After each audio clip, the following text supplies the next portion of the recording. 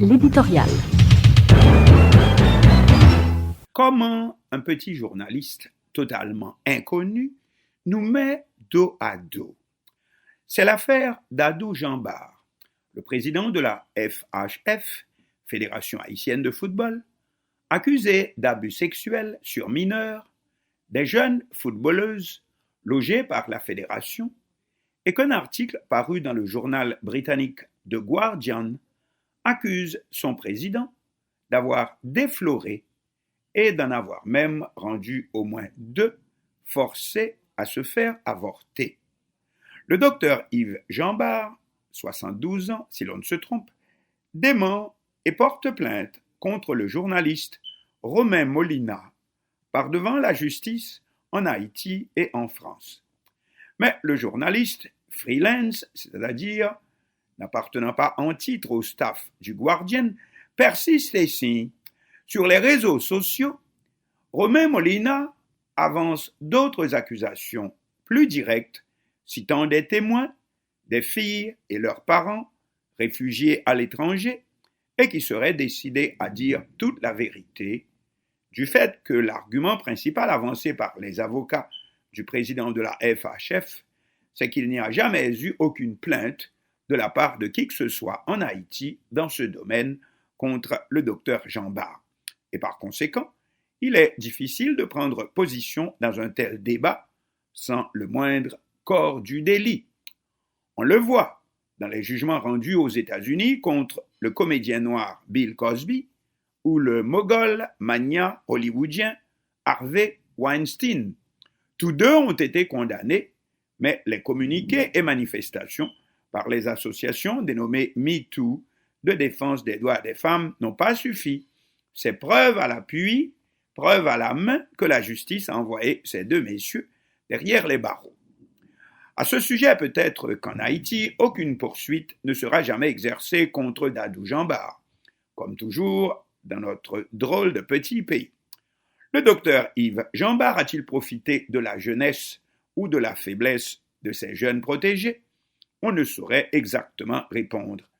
Toutefois, Dadou, comme tout le monde en Haïti le connaît, fait et défait à la tête de la Fédération haïtienne de football depuis 20 ans, si ce n'est bien davantage. On ne possède pas une telle influence, le football n'est pas appelé pour rien en Haïti le sport roi, sans laisser derrière soi aucune trace. Comme dit le proverbe, tout pouvoir rend fou, et le pouvoir absolu rend absolument fou.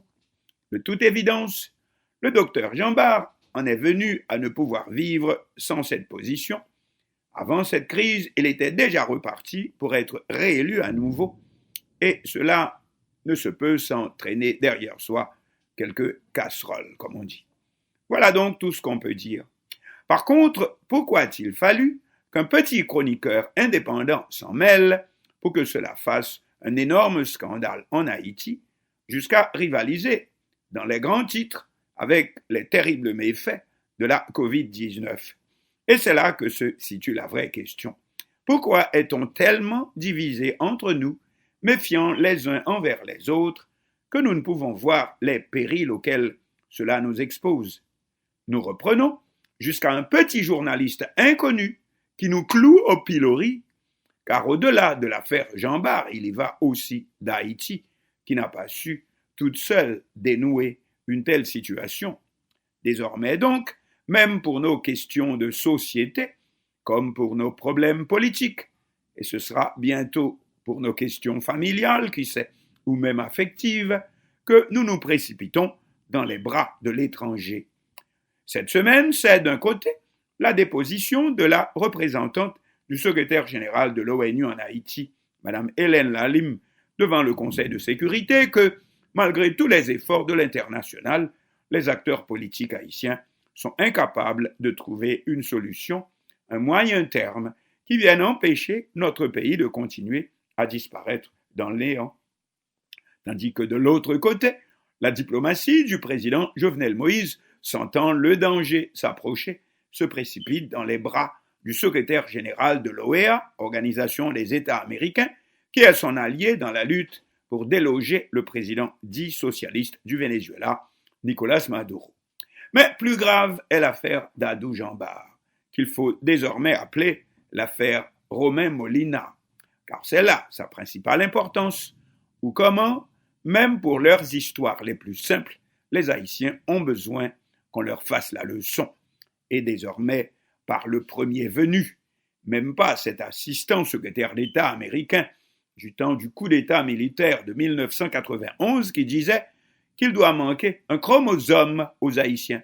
Bref, que nous ne sommes pas des êtres normaux, en un mot, que nous n'appartenons pas vraiment au genre humain.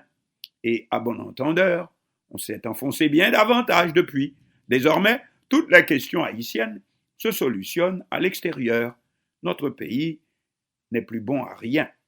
Le chemin est tout tracé, nos organisations de défense des droits humains font jouer leurs relations à l'étranger, ne pouvant obtenir satisfaction, disons justice, au pays même.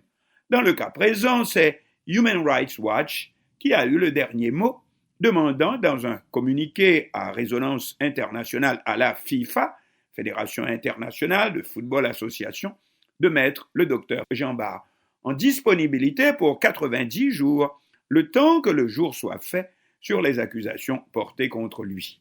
C'est Haïti qui continue à perdre toutes les attributions qu'on reconnaît à un État indépendant et souverain. Et aujourd'hui, si nous utilisons les instruments judiciaires ou institutionnels quelconques, c'est plutôt pour exercer des abus, comme s'emparer par la force publique des propriétés d'honnêtes citoyens. Chaque jour, nous enfonçons encore plus dans la condition de république bananière, faute par les Haïtiens eux-mêmes d'assumer leurs responsabilités. Or, cela ne se passe pas ainsi aujourd'hui dans pratiquement aucun autre pays. Citez un seul. On voit plutôt les exemples contraires. Prenons l'affaire Carlos Ghosn, le PDG de Renault Nissan Mitsubishi, poursuivi par le Japon pour détournement de pas moins 38 millions d'euros. Pas une voix dans la presse française, pays dont il a la nationalité, entre autres, ni dans le gouvernement pour s'en prendre directement à lui. Pas davantage aux États-Unis ni ailleurs. C'est une affaire japonaise, point. Au contraire, qui sait qui a aidé ce quasi Al Capone de la haute finance dans sa fuite du Japon pour aboutir au Liban, d'où il continue à défier la justice nippone. Dadou Jambar est-il innocent ou coupable d'abus sexuels sur mineurs? On ne saura probablement jamais la vraie vérité, parce que chez nous, cela ne va plus loin que détruire la réputation d'un autre, quel que soit cet autre. C'est un panier de crabouleux, au toit que je m'y mette. Par contre, son premier crime, c'est de s'être trop accroché à une position qui crée déjà beaucoup de jalousie et qu'on ne peut garder sans accepter soi-même quelques compromissions. Mais par-dessus tout, c'est Haïti qui continue de disparaître par la faute de ses enfants, y compris aussi aujourd'hui par la maladresse de ceux-là même qui croient le plus la défendre, alors que partout dans le monde, et nous mettons les petits morveux comme Romain Molina en défi de prouver le contraire, c'est un seul principe, le linge sale se lave en famille. En tout cas, il a gagné en popularité, ses articles feront pour un temps la première page du Guardian et autres canards à scandale, toujours sur le dos de nous autres Haïtiens.